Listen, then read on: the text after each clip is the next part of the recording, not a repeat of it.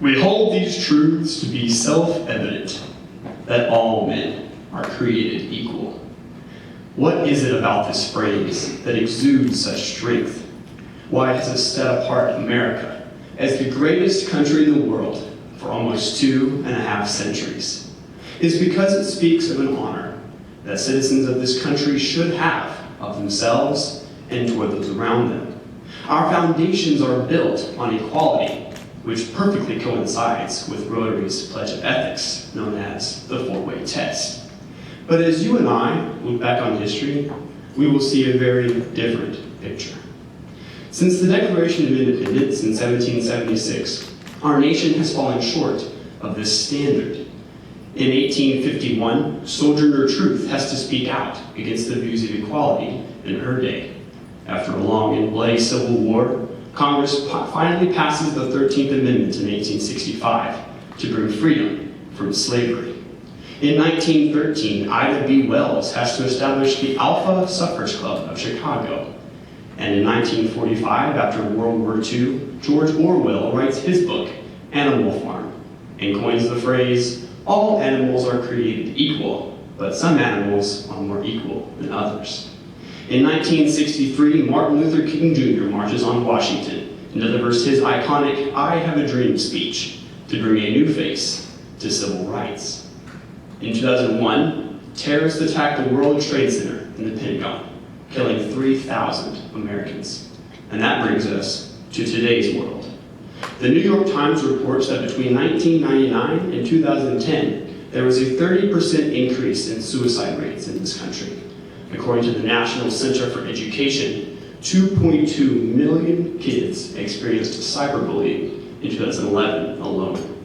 For me, the issue of cyberbullying is more than just statistics. I have a good friend who suffered 2 years of clinical depression due to this epidemic. She doesn't have the strength to attend a full day of school. Even students in my cousin's middle school are attempting suicide because of cyberbullying, which I consider to be a form of domestic terrorism. Ladies and gentlemen, the truth of these realities, racism, sexism, and terrorism, are not fair, nor do they build goodwill or better friendships. And not treating others as fundamentally equal does not build goodwill or better friendships, nor is it beneficial to anyone involved. Thankfully, you and I have the solution to these issues right in front of us, in the very foundations of this country. Rotary's four-way test validates both the Declaration and the Constitution as the most beneficial truth, because giving equal rights to all citizens is absolutely fair, and treating others as equals and respectfully, it builds goodwill and better friendships.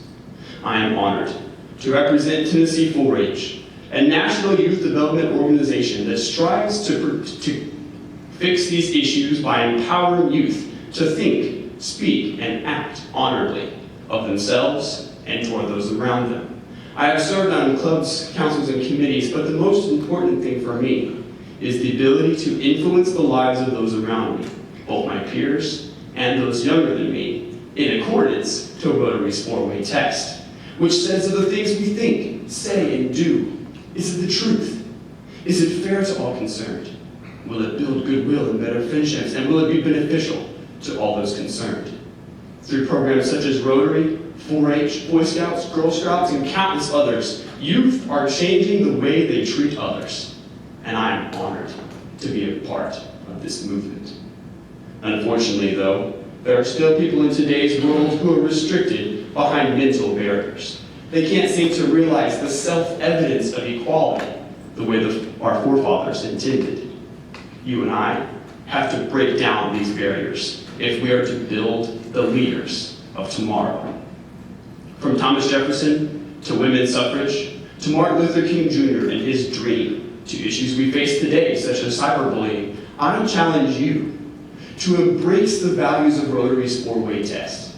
We know that treating others as equals is the right thing to do because it is the truth, because it's what's fair to those concerned. Treating others as fundamentally equal most definitely builds goodwill and better friendships. and treating others fairly is the most beneficial way you can live your life. So think about this. You have never been this old, but you will never again be this young. So just as our forefathers understood the self-evidence of equality, make it evident in your life that you truly believe that all men are created equal. Thank you.